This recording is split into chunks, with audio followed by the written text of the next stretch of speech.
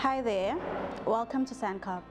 I'm Shomla and I'm the first face people see when they walk in, and I make sure that they feel the heart of the mission as soon as they arrive.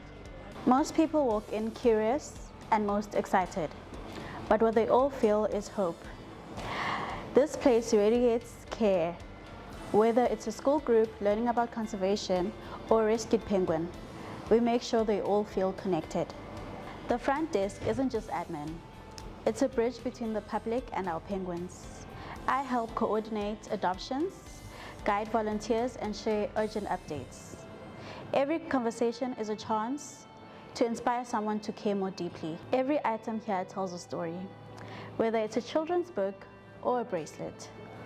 The proceeds go to helping with the penguins' recovery and thriving. The visitors love the plushies. They're cute, but they spark the conversation about conservation.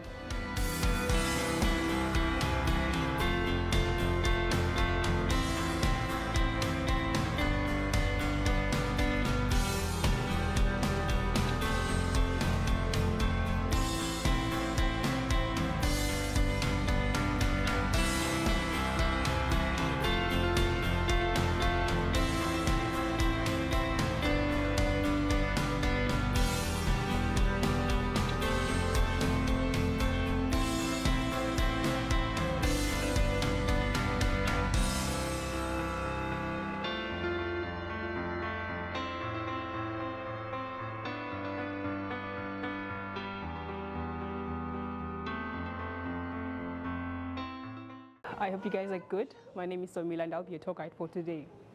So SANCCOB is a seabird hospital. We take care of sick, ill, injured, abandoned chicks and oiled seabirds.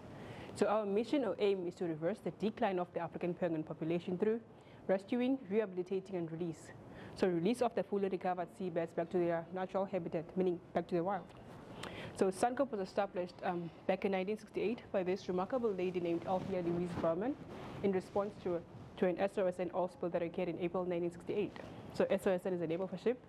There was an oil spill that occurred in April 1968 where she took 60 African penguins, took them home and opened a small station where she utilized her own bathtub to wash off the oil and also her own pool for the penguins to paddle in and swim. So that's basically how the foundation of SANCCOB began and grew to what you see now. So SANCCOB has two centers, one here in Port Elizabeth and another one in Cape Town. But the center in PE looks after two colonies or two islands, which are Bird Island and St. Croix.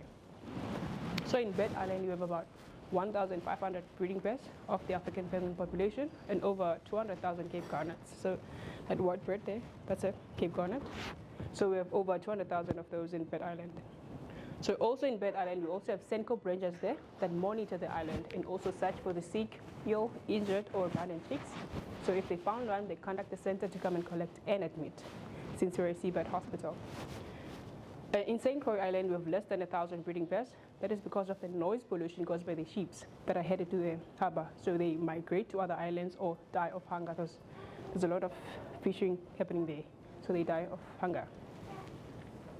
So this picture was taken in St. Croix back in 2002. There were about 8,000 penguins back then. This one was taken 10 years later. So the picture tells you that there's a problem.